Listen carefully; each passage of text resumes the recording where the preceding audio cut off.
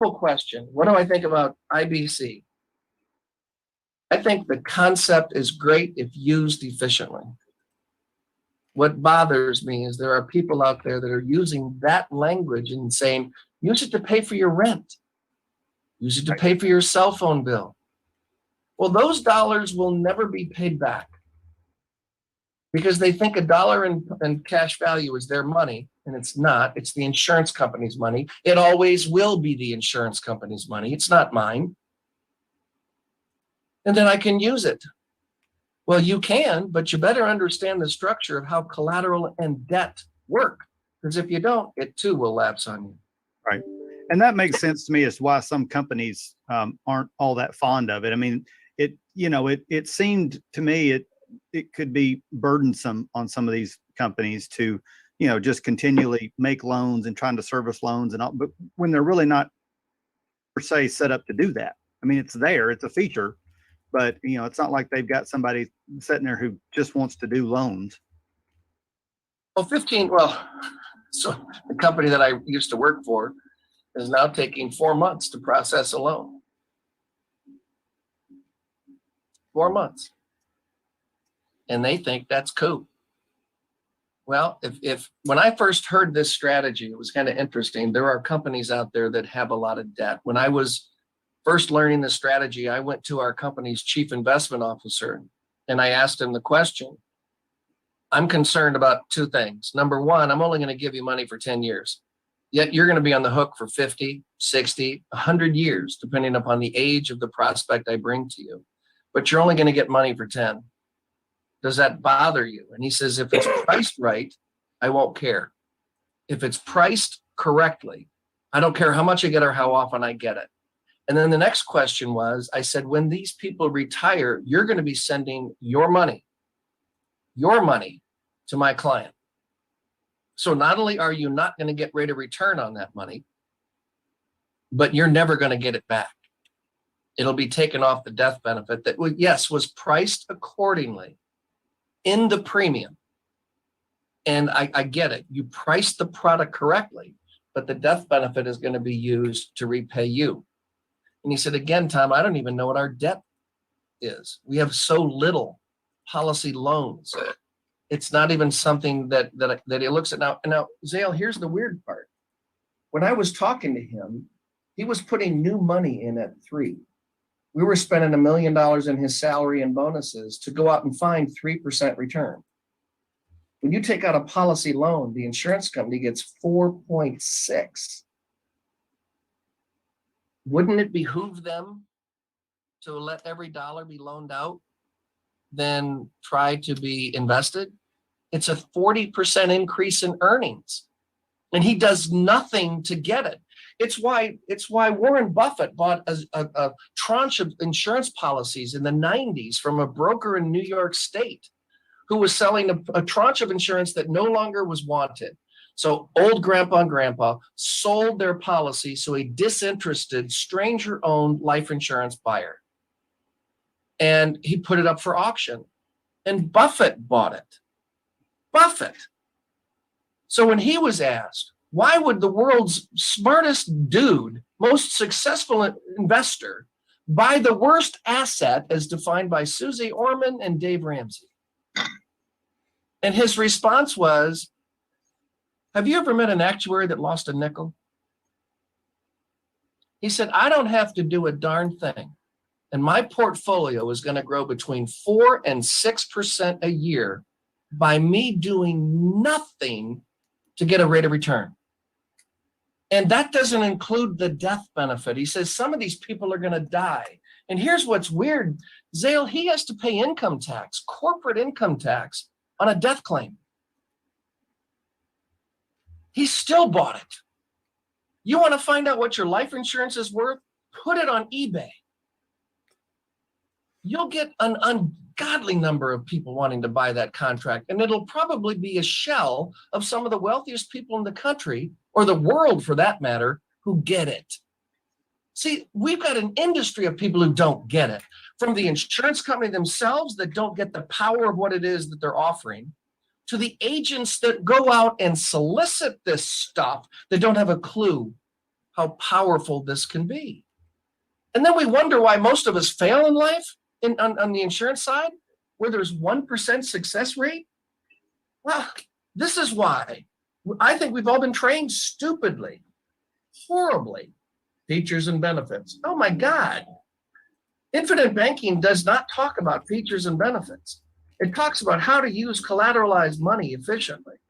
That's really all I teach. The problem is when I get with somebody, their largest asset is in an account the IRS won't let you collateralize. That's that damn good, but it's not good if you have all your money in the wrong spot, which is why I love the comment. Where your money is so much more important than what it could earn. I'm getting 10%. If I could, David, if I could show you how earning 0% return for the next 10 years will outperform 10% compounded for the next 10 in your IRA. Can I have 30 minutes of your time? That's how life insurance works. It works better than a 10% rate of return in an IRA. If you follow statistical analysis of safe withdrawal rates, Monte Carlo, Trinity, whatever the heck you use, and don't say, well, I made 90% last year. Well, as of yesterday, we're in a bear market again. So you've lost 20. How's that working for you? I got $1 billion in an account that's not affected by the government, that's not affected by rates of returns from the stock market. Every bit of it's guaranteed to be worth more, and not a dime of it is going to show up on a tax return. What are your investments doing? Right. Interesting. Vlad, good morning, sir. Good afternoon, depending upon where in the world you is. Hi, Tom. How are you? Good. Thanks for having me. What do you want to ask this old fart? I think I'm just going to do some listening today. I had a small medical procedure in the morning, so I'm a little bit groggy still. Oh, good. Let's recite the Encyclopedia Britannica. Do me a favor. Let's read the Bill of Rights, would you? Let's start at the top. Okay. So I figured I'd acceptance speech. 407. Let's go. Ready? Hope you feel better. Appreciate it. Thank you. Coleman, how about you? What would you like to ask? Okay, bear with me that with your patience. On the situation with the IBC, I've seen the approach where someone comes in and they take your liabilities, the money for mortgage, car payments, puts it in it to an IBC, and then from their paycheck, and then pays out the bill from the IBC. It's hard for me to grasp the idea. What's your viewpoint on it? I hate it. And why is that? Because it doesn't work. It's setting the client up for failure, and it's actually doing very little for the insurance company. Why did insurance company go with it? I mean, there are some that won't. Ohio National, for example, when on the application, if the cover letter said this is an infinite banking concept, they decline it. They won't even underwrite it. There are other companies out there that they welcome it, but they scrutinize heavily the people that are doing it. And if they find out that people are doing it that way, they're probably going to do a cease and desist or terminate them. Because that strategy, I have not seen it work. Now, I'm working with people that do infinite banking with farmers. As a matter of fact, in the professionals forum we're going to have up here in February in Nashville, I've got one of the largest producers of a big insurance company who does nothing but infinite banking with farmers. And she'll show you how to buy your tractor. But farmers also pay their bills. People who use this money to make their car payment will not repay that bill. That's what's wrong with it, Coleman. Well, I've been introduced to it, and I've got some hesitation. That's why I asked your opinion, because you've been in the industry a long time, and you know it inside and out. I would run. Anybody who does that kind of introduction is selling features and benefits and selling. What we do is educate. I don't sell anymore, but I sure as heck write a lot of life insurance premium because people end up buying a lot because they're buying it, not because I'm selling it. And I know it's semantics. And if I were to go to court, the judge would say, did you earn a commission? And I would say, yes, I did. And then their attorney would say, see, you sold this. I get it. I get it. But it's really difficult to sell somebody on $100,000 premium as opposed to somebody with a smile on their face looking at you and saying, here's 100. Thank you. When can I write the next check? That's the difference. That's the difference. Okay, thank you. You betcha. Alonzo, how about you, sir? You are next. Hey, John, what's going on? I'd actually like to talk about I'm not going to call it the infinite banking concept since you've explained that, but the infinite collateralization concept with premium financing and single premiums. Is that something that's on the radar, possible, doable? Oh, I love single premium. And especially as a CD alternative for some of the older people, even though it's a mech, I still love that idea. Single premium has a really good place in the distribution side of the conversation. What was your other analysis? With Collateralization. premium financing. I've never done a premium financing case, and I'll tell you why. I think it's a lazy way of finding money. Okay, I can see. Yeah, because they have to qualify for the loan. Correct. And see, what I do is I identify all the money that we could put into the strategy, and then we structure how to move it from your left pocket, carve any taxes out of it, and put it in your right pocket. So there are times, though, that, and looking at this as a financed premium finance case, we had a client who had a business worth 10 million. And I asked him, I said, would you like to eventually put that $10 million when you sell this business down the road into the circle that's never going to produce an income tax and under the current tax code? And he said, absolutely. And I said, do you think the bank would loan you $2 million? And he said, well, funny you should ask that. He said, this morning the banker was in my office wanting to give me a $3 million loan. I said, so if you would pay the interest on that loan, that will pay the premiums to jumpstart this. And that's all you have to do is take that loan value. And then when you do sell your business, you'll be able to pay the loan off from the bank and fund your life insurance with one check. Would you do that? And he looked at me and he said, why wouldn't I? And I said, because it involves going to the bank and borrowing their money. Now, the difference between that and premium financing, as I understand it, is initiated by the insurance company. And the insurance company and the bank work in tandem with the insured as the third party to fund the life insurance product. Under the example that I gave you, it's the client and his bank. The insurance company doesn't get involved in this at all. The insurance company is going to get a $1 million premium and says that's good for the year. So with the product that we use, I only need to make 2 payments and I don't have to make another payment for 10 years. Now I might have to pay something later on, but for 2 years, I'm going to jumpstart this and it's going to pay itself. It's going to borrow against itself to pay the premium. Now here's the difference between what I do and what IUL does. What is the commission when the client decides not to make a payment? 0. When the policy is APL, automatic premium loan, where the insurance company strokes a check and pays the client's annual premium, yes, attaches a lien against its cash value. What is your commission? Crap loads. Crap, you get your full renewal. So the client gets exactly what they want. The insurance company gets exactly what they want. We get compensated during this process, which is another reason why we don't use IUL or any type of universal life platform. I gave you too much information, didn't I? I've been known to do that.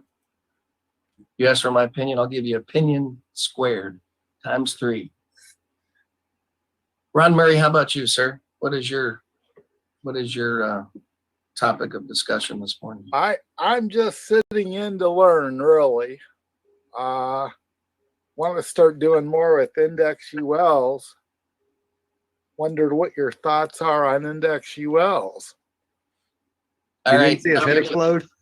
Are you looking at this as a distribution vehicle? Are you looking at it as an accumulation vehicle? Or are you looking at it as life insurance? Accumulation vehicle for distribution upon retirement. I would run so far and fast away from that product. Really? Tell me your thoughts why on that. Because there's a monthly mortality charge, administrative expense, and a fee every single month, whether you pay the premium or not. And the mortality expense is based on the term insurance component of the universal life policy. Well, when you're young, term insurance is really, really, really cheap. Now, when you're using it on the distribution side, chances are you're older, but you can't use all the cash because it has to stay in the contract to pay the increase in the mortality charge, the administration fee, and their other costs, administration costs, and their monthly fees. On the distribution side, I think it's horrible, horrible.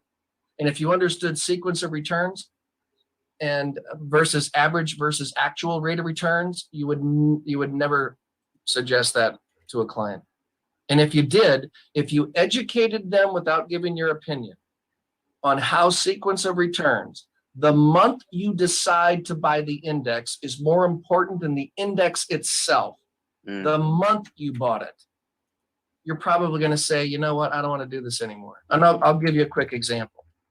If I had 200 clients, because there's 200 trading days in a year, if I had 200 clients that bought a $100,000 policy, all born the exact same day, so they are the exact same age, and they all bought the exact same index. One bought it on January 2nd, 3rd, 4th, 5th, 6th, and then the weekend, the next 6 clients buy the 8th, 9th, et cetera, all the way through December 31st. At the end of their respective year, their annual statement, not one client will have the same value than any other client.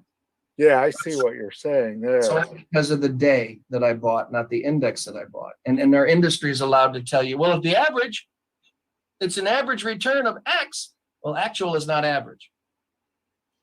So I just don't want to explain a product that is designed to not succeed. It's going to succeed. What's that? Good. On the accumulation side, it's like your 401k statement. It's pretty. Can't spend it, but it's pretty. And if you're going to buy it for the death benefit, then I think it's a wonderful product. On the distribution side, I don't. My personal opinion, there's a lot of successful people out there that are selling IUL on the distribution side. And I'll finish it with this. Who do you think is going to be benefiting from an attorney's interpretation of 40 pages per illustration that you must sign off on? Yeah. That's right. They do want those signed illustrations. Yep, I think it's designed to have you lose in court.